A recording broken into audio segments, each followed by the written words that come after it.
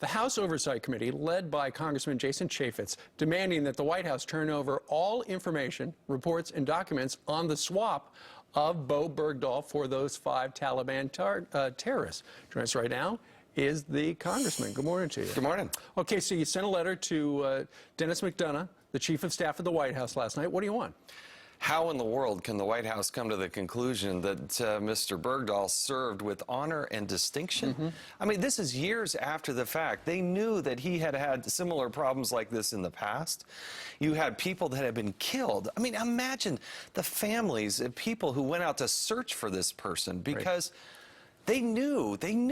And so for her, Susan Rice, to come out before the country and the world and try to sell the American people on the idea that he served with honor and distinction, that begs a lot of questions. Sure. And if there's a justifiable answer, then provide it to the Congress and provide it to the American people. We have a right to know. Well, Susan Rice has not been a reliable spokesperson for the White House in the past when they talked about going back to the Benghazi thing. Yeah, it was all caused by that video. So maybe she's having some problems with the facts. But that's why I want to give the administration an opportunity to try to explain themselves. What do you want from them? We want to see the documents. What was the background? And clearly, I think that they could pull up those records in a couple of days. Sure. And no, and remember, it was years after this, after he had done this desertion. So we were waiting for the Pentagon to come to a conclusion. We're very pleased that they're pursuing this desertion charge. It's very severe penalties, potentially life in prison.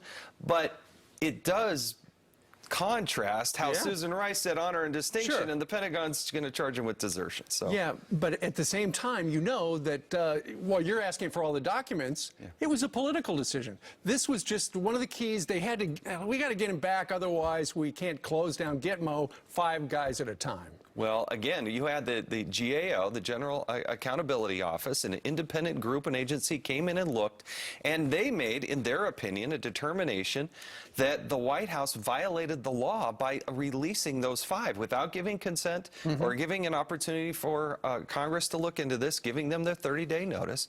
So there's that problem on top of this, and Americans lost their lives. We have mothers and fathers and brothers and sisters who have loved ones who have been killed trying to find this person, and I think they have a right to know what happened. Absolutely. Well, good luck getting that. Thank you. Meanwhile, there's another big story that broke yesterday, and that is DEA agents had sex parties, and this is a little different. Rather than taxpayers paying for the prostitutes, for the hookers, apparently the drug cartels paid for the hookers as well.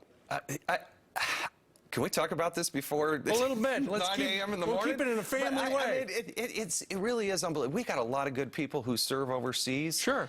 But the idea that you had DEA agents in Colombia having these parties and funded by the drug cartels, you had foreign nationals in their room, and then no follow-up. That's what I'm concerned about, is that management did figure this out but didn't do anything about it. These people who engaged in these activities got between 2 and 10 days off. That's it. It's like a paid vacation almost. No maybe they didn't get paid that week, but there was no reprimand. No, these people should be fired. They should be fired immediately. So you're going to look into it? Absolutely. Absolutely. It's a crazy story. Good morning. Congressman, thank you very much for joining us today here in New York.